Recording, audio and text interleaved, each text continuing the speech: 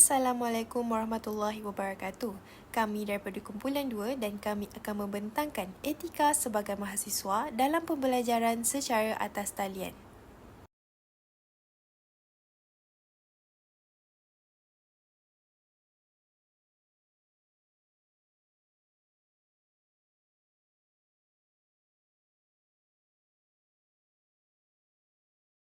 Assalamualaikum warahmatullahi wabarakatuh. Saya Nur Husnadar akan menerangkan tentang pengenalan kepada etika pembelajaran atas talian. Dalam Islam, menuntut ilmu merupakan perkara yang dituntut terhadap individu. Hal ini demikian kerana orang yang berilmu dan beriman diangkat martabatnya beberapa darjat. Kemudian, umat Islam digalakkan untuk menuntut ilmu supaya dapat menghapuskan kejahilan dan melindungi diri daripada terus terjerumus ke dalam kesesatan. Terdapat beberapa nas syarak yang menegaskan tentang kepentingan dan kelebihan menuntut ilmu. Antaranya ialah hadis yang dipetik daripada riwayat Ibnu Majah bahawa Rasulullah SAW bersabda, menuntut ilmu adalah merupakan kewajipan ke atas setiap Muslim. Oleh disebabkan wabak COVID-19 yang telah melanda di kebanyakan negara pada 2020, kaedah pembelajaran di seluruh negara termasuk Malaysia telah bertukar kepada pengajaran dan pembelajaran secara atas talian. Pengajaran dan pembelajaran bersemuka bukan lagi menjadi medium utama pada waktu itu untuk mengelakkan daripada jangkitan penyakit COVID-19 serta tidak mahu ketinggalan dalam silibus. Norma baru iaitu pembelajaran atas talian yang telah diumumkan oleh kerajaan telah diaplikasikan kepada semua institusi pengajian termasuk sekolah rendah, sekolah menengah dan juga institusi pengajian tinggi. Pembelajaran bersemuka maupun atas talian, adab dan etika semasa pembelajaran perlu dititik beratkan oleh setiap pelajar. Hal ini demikian kerana untuk memastikan proses pembelajaran dapat dilaksanakan dengan baik dan mencapai objektif. Kegagalan dalam pemahaman etika pembelajaran boleh mengundang kepada ketidakharmonian dan menjadi halangan dalam proses pembelajaran yang efektif. Oleh itu, etika ketika dalam pembelajaran atas talian perlu dipraktikkan dengan baik. Terima kasih Nur Husna di atas pengenalan tadi. Seterusnya, saya Nuril Fazrina akan menerangkan tentang definisi etika sebagai mahasiswa dalam pembelajaran atas talian. Amat penting untuk kita mengetahui tentang definisi tersebut agar kita akan lebih jelas tentang tajuk ini. Seterusnya akan membantu kalian untuk lebih memahami apa yang akan diterangkan oleh rakan-rakan saya sebentar lagi. Yang pertama ialah, apakah itu etika? Etika atau etik ialah perkataan yang berasal daripada perkataan Greek kuno iaitu ethos atau falsafah moral yang membawa maksud perwatakan atau kepribadian seseorang manusia. Manakala menurut William S. Sahakian Mabel Lewis pada tahun 1993, etika adalah salah satu cabang utama falsafah yang merangkumi kelakuan baik dan kehidupan yang baik, iaitu kehidupan yang bernilai atau memuaskan yang dianggap lebih penting daripada tingkah laku moral oleh banyak ahli falsafah. Manakala menurut Kamus Dewan Bahasa dan Pustaka edisi keempat, etika membawa maksud prinsip moral atau akhlak atau nilai-nilai akhlak yang menjadi pegangan seseorang individu atau sesuatu kumpulan. Seterusnya, saya akan menerangkan tentang maksud mahasiswa. Mahasiswa menurut Kamus Dewan Bahasa dan Pustaka edisi keempat merupakan pelajar atau penuntut di universiti. Manakala Dr. Zuhdi bin Marzuki daripada Universiti Malaya pada tahun 2001 telah mendefinisikan mahasiswa sebagai satu kelompok pelajar yang berada pada peringkat paling tinggi dalam sistem pendidikan formal sesebuah negara. Namun, jika diteliti secara harfiah, sebenarnya perkataan mahasiswa terdiri daripada dua suku kata yang pertama ialah maha yang membawa maksud besar dan berkuasa, dan siswa yang merujuk kepada sekelompok pelajar. Seterusnya saya akan menerangkan tentang maksud ilmu. Perkataan ilmu berasal daripada perkataan Arab iaitu alima yang membawa maksud mengetahui atau perbuatan yang bertujuan untuk mengetahui sesuatu dengan sebenarnya. Manakala menurut Kamus Dewan Bahasa dan Pustaka edisi keempat. Ilmu ialah pengetahuan dalam sesuatu perkara yang melibatkan dunia, akhirat, zahir, batin dan lain-lain.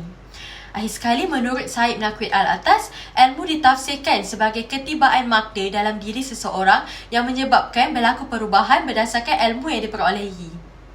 Akhir sekali, saya akan menerangkan tentang definisi pembelajaran atas talian. Menurut Kamaluddin Ahmad, pada tahun 2006, pembelajaran atas talian ialah satu proses yang menggunakan sistem ataupun komponen elektronik bagi memperbagaikan penggunaan teknologi untuk meningkatkan kebolehcapaian dan keberkesanan pembelajaran pelajar-pelajar. Dasar-dasar ini sering menjadi isu tatkala negara kita dilanda virus COVID-19 pada tahun 2020. Hal ini menyebabkan keseluruhan institusi pendidikan dari peringkat prasekolah hingga ke peringkat universiti juga diarahkan untuk ditutup demi kemaslahatan kesihatan kita bersama.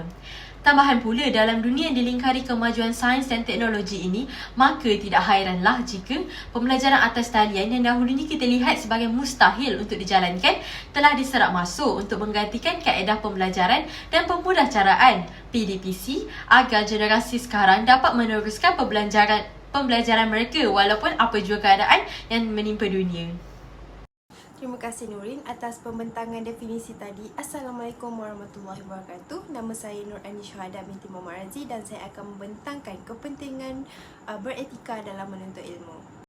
Jadi pertama sekali, adakah kalian semua setuju dengan gambar ini? Saya pasti ramai antara kita yang tidak menumpukan perhatian semasa proses pembelajaran seperti gambar raja ini kan? Fikir itulah, fikir inilah. Jadi sebenarnya ini adalah salah satu contoh etika yang tidak baik yang tanpa sedar kita lakukan pada setiap hari. Terutama sekali apabila pembelajaran dalam talian sedang berlangsung. Tiada siapa yang dapat mengawal diri kita selain daripada diri kita sendiri. Menurut kajian Ahmad Muhaimin, Go Yijui dan lain-lain, 73% pelajar mengaku bahawa mereka tidak beretika dalam menuntut ilmu, di mana mereka tidak memberikan sepenuh perhatian mereka apabila guru sedang mengajar dalam talian.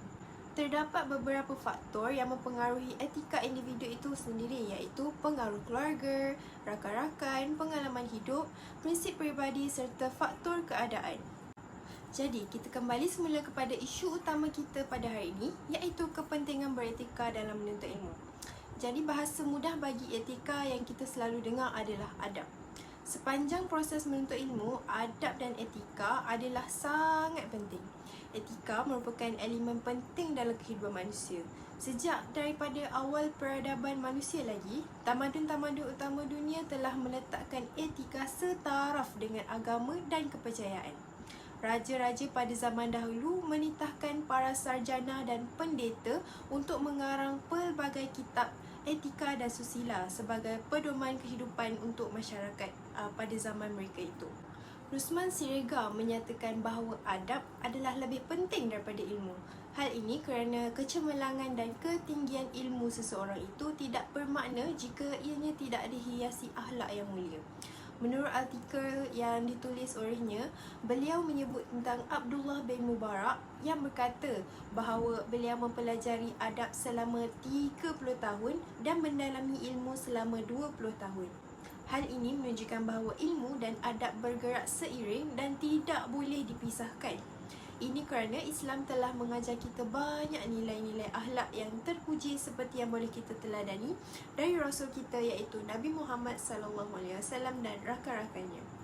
Saya pasti anda semua mesti biasa dengar seseorang yang bernama Albert Einstein, betul?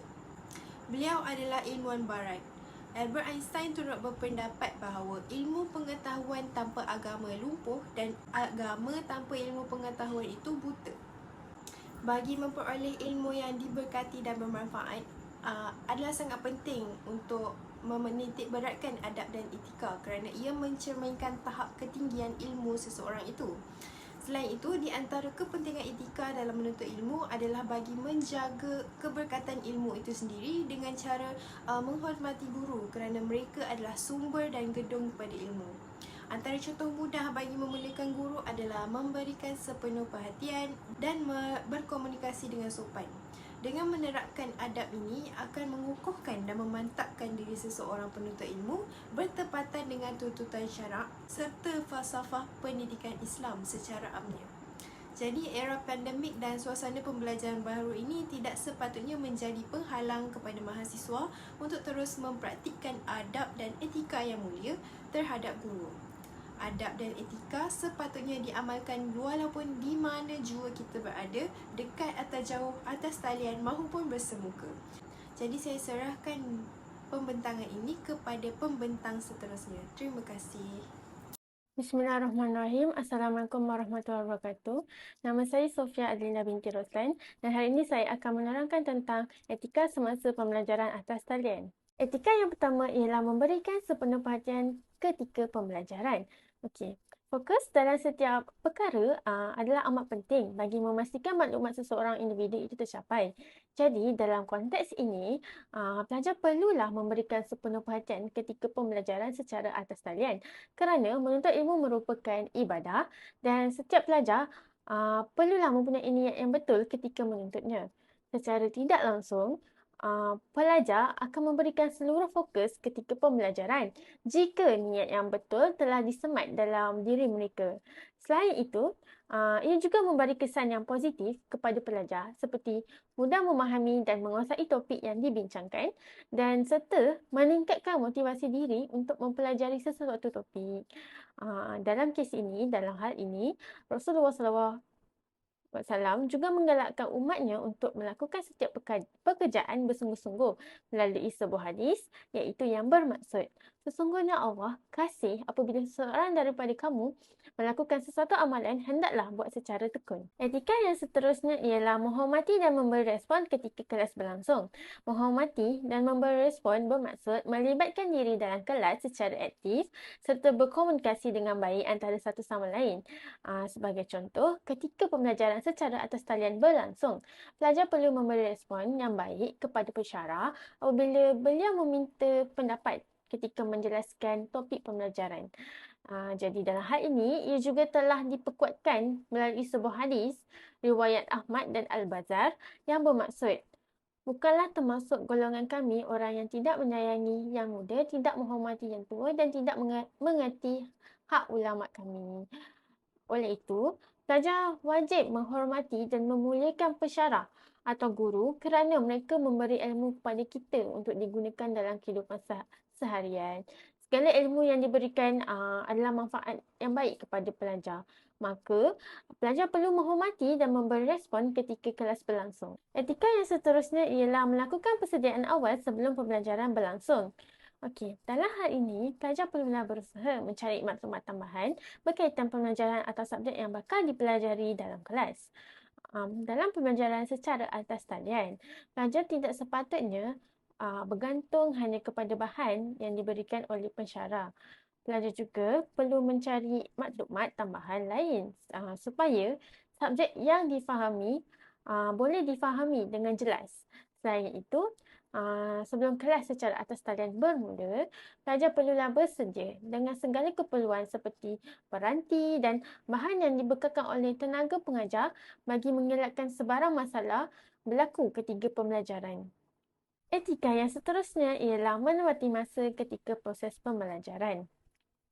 Menepati masa merupakan salah satu nilai positif yang perlu dipupuk dalam diri seseorang pelajar. Sebagai contoh, pelajar perlulah menikmati masa yang ditetapkan oleh pensyarah untuk masuk ke dalam kelas secara atas talian serta menyiapkan tugas yang diberikan dalam masa yang ditetapkan. Hal ini kerana ia memberikan banyak manfaat kepada pelajar seperti membentuk tingkah laku yang elok dan ia juga membantu dalam kelancaran pembelajaran secara atas talian. Ia juga membantu pelajar dalam menguruskan masa dengan baik dan membuang sikap suka bertanggung. Selain itu, Allah juga berfirman di dalam Al-Quran di dalam surah Al-As ayat 1 hingga 3 bahawa menepati masa adalah penting dalam diri seseorang, iaitu yang bermaksud demi masa sesungguhnya manusia itu dalam kerugian kecuali orang-orang yang beriman dan beramal soleh dan mereka pula berpesan-pesan dengan kebenaran serta berpesan-pesan dengan sabar. Assalamualaikum, nama saya Nur Kamilia binti Zuraini.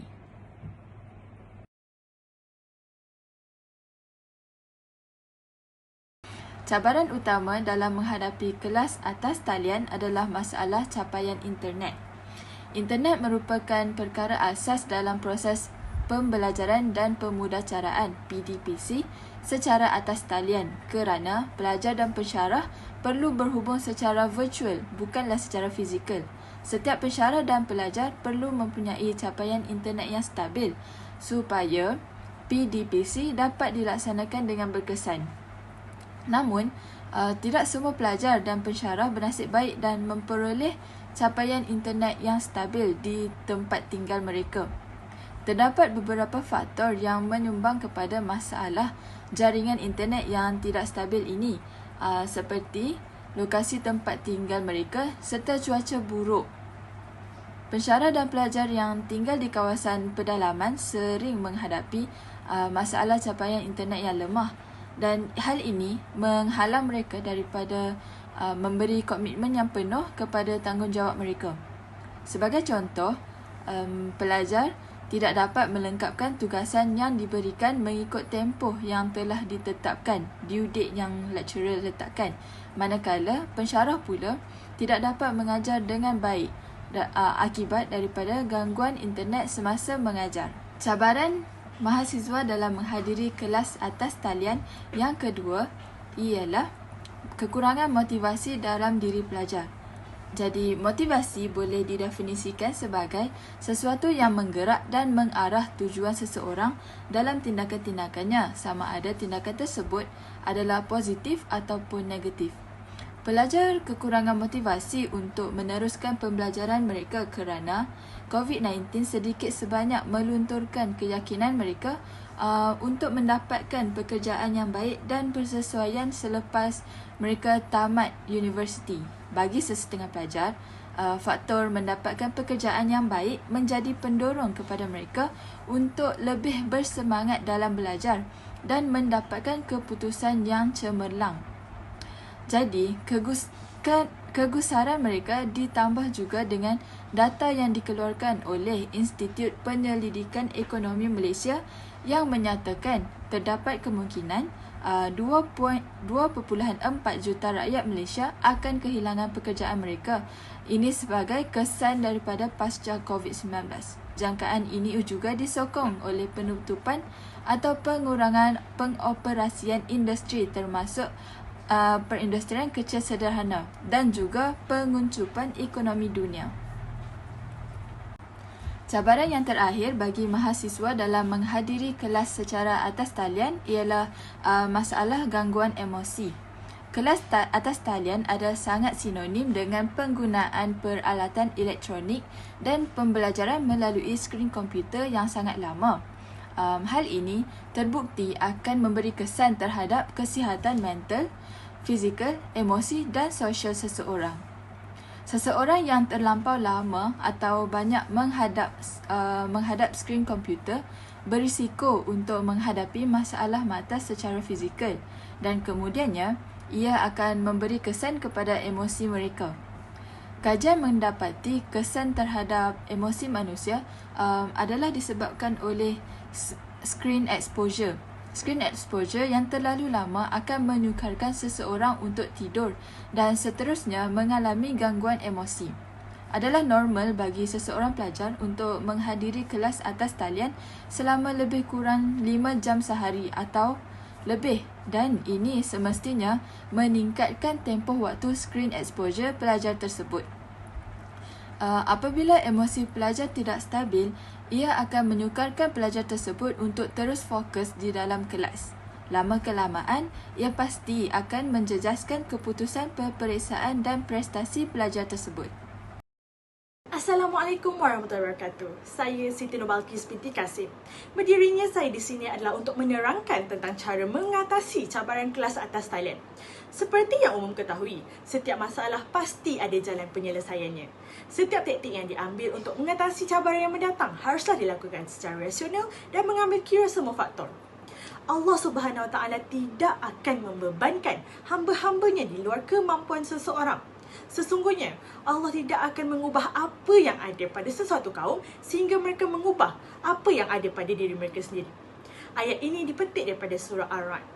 Setiap pihak seperti ibu bapa, pendidik dan individu mempunyai peranan yang tersendiri dan hendaklah dimainkan secara efisien. Peranan ibu bapa atau penjaga amat penting bagi memastikan cabaran kelas atas talian dapat diatasi. Ibu bapa ialah orang yang terdekat bersama pelajar pada waktu pandemik COVID-19 berlaku. Pertama sekali, ibu bapa hendaklah berusaha menyediakan peranti yang sesuai dan memastikan data internet sekaligus liputan rangkaian mudah alih yang baik untuk anak-anak yang menjalani kelas atas talian. Peranti yang boleh digunakan ialah seperti komputer riba, telefon pintar atau tablet. Disebabkan pandemik berlaku secara mengejut, ramai ibu bapa yang mempunyai masalah kewangan untuk menyediakan kemudahan tersebut. Oleh itu, ibu bapa perlu menstruktur semula kewangan dan mengasingkan peruntukan sedikit untuk membeli alat belajar ini. Seterusnya, ibu bapa hendaklah sentiasa bertanya tentang perkembangan anak-anak ketika menjalani kelas atas talian. Sesungguhnya, perubahan daripada kelas fizikal kepada kelas atas talian amatlah mencabar kerana cara pembelajaran yang berbeza. Sebagai ibu bapa yang prihatin, bertanyakan tentang kesihatan fizikal dan mental anak-anak amatlah digalakkan. Kesihatan mental para pelajar semasa kelas atas talian semakin merosot. Sokongan yang penuh diperlukan oleh setiap pelajar daripada ibu bapa mereka untuk terus berjuang dalam pelajaran. Oleh hal yang demikian, ibu bapa hendaklah membahagikan masa untuk anak-anak dengan memberi perhatian dan dorongan yang penuh. Antara aspek yang perlu dititik beratkan oleh pendidik untuk mengatasi cabaran kelas atas talian ialah cara berinteraksi yang interaktif, rangkaian internet pelajar dan latihan yang mencukupi tanpa membebankan. Oleh itu, tenaga pengajar sewajarnya memilih metodologi dan kaedah yang sesuai bagi semua pelajar. Aparatus yang memudahkan akan dihargai kerana tidak semua pelajar berkemampuan untuk menjalani kelas atas talian yang terlalu lama kerana kekangan data internet. Para pendidik hendaklah meningkatkan kualiti pengajaran dalam masa yang bersesuaian ataupun yang lebih singkat. Selain daripada itu, setiap guru dan pensyarah hendaklah memastikan setiap kaedah dan cara pengajaran yang dijalankan menggunakan rangkaian sosial yang boleh dipercayai seperti aplikasi Google Meet, Webex, Zoom dan Microsoft Teams supaya dapat mengelakkan daripada digodam dan sebarang masalah. Bagi mengukur prestasi akademik sebenar pelajar, para pendidik hendaklah mengawal pelajar daripada meniru dan berbincang sesama sendiri kerana isu soalan bocor semakin menular bagaikan parasit dalam kalangan pelajar. Pendidikan dan ilmu merupakan asas penting yang perlu dipegang oleh seseorang individu. Ia adalah teras kehidupan bagi membentuk pribadi dan sahsiah seseorang. Antara peranan individu ialah para pelajar hendaklah mengadaptasi pemikiran konvensional. Pemikiran konvensional dapat dimaksudkan dengan cara menerima segala dengan hati yang terbuka dan keluar daripada norma dahulu. Dalam era globalisasi ini, bidang pendidikan telah bergerak seiring dengan transformasi negara ke arah andragogi dan pedagogi secara digital. Para pelajar sewajarnya dapat menerima perubahan ini kerana terdapat banyak manfaat yang boleh dimiliki. Seterusnya, setiap individu seharusnya menerangkan secara baik dan memaklumkan kepada ibu bapa tentang waktu kelas yang tidak boleh diganggu. Menghadapi masalah secara bersendirian mungkin akan menjadikan situasi lebih sulit. Stres berlaku kerana para pelajar tidak mampu menyesuaikan diri dengan pembelajaran yang baru. Ramai yang sedia maklum bahawa pembelajaran atas talian memberi tekanan yang lebih kepada pelajar kerana mereka menggalas dua tanggungjawab iaitu sebagai pelajar dan anak sekaligus. Justru itu, berkongsi masalah kepada kaunselor, rakan baik dan ahli keluarga adalah salah satu solusi yang boleh diambil kira. Kesimpulannya, belajar merupakan satu ibadah yang sangat dituntut oleh Allah dan di dalam Islam. Ia telah diwajibkan ke atas setiap Muslim kerana dengan ilmu, manusia akan dapat mengetahui batas-batas yang telah ditetapkan di dalam agama Islam. Allah SAW juga telah berkata bahawa orang yang menuntut ilmu akan dimudahkan jalan ke syurganya. Oleh itu, ramai mahasiswa yang telah menitik beratkan soal pembelajaran walaupun terpaksa menyesuaikan diri di dalam pembelajaran secara atas talian kerana ia merupakan salah satu cara menuntut ilmu seiring dengan peredaran zaman globalisasi ini yang telah banyak menggunakan segala teknologi yang disediakan. Contohnya, seluruh dunia telah dilanda wabak COVID-19 dan telah menyebabkan semua mahasiswa di Malaysia terpaksa melakukan pembelajaran secara maya, yang mana teknologi dan internet bukan sahaja pilihan tetapi adalah keperluan. Ada sesetengah orang berpendapat bahawa pembelajaran secara maya atau di atas talian maupun secara bersemuka mempunyai kelebihan dan kekurangan masing-masing dari setiap sudut. Contohnya, bagi pembelajaran secara atas talian, akan dapat menjalankan aktiviti secara fleksibel, selesa dan juga ia dapat menjimatkan masa dan tenaga para mahasiswa dan juga tenaga para pengajar. Artikel yang dipetik menerusi laman web Utusan Malaysia, seramai 90% mahasiswa sudah bersedia meneruskan pendidikan dan pembelajaran melalui alam maya. Oleh itu, pembelajaran secara atas talian memerlukan komitmen yang sangat tinggi di dalam diri seseorang individu tersebut. Oleh itu, kami berharap agar kaedah pembelajaran atas talian seperti yang telah menjadi sebati di dalam diri setiap mahasiswa di universiti sejak 2 tahun yang lepas akan diteruskan untuk generasi yang akan datang agar mereka lebih terdedah kepada penggunaan teknologi yang semakin canggih agar tidak ketinggalan jauh ke belakang.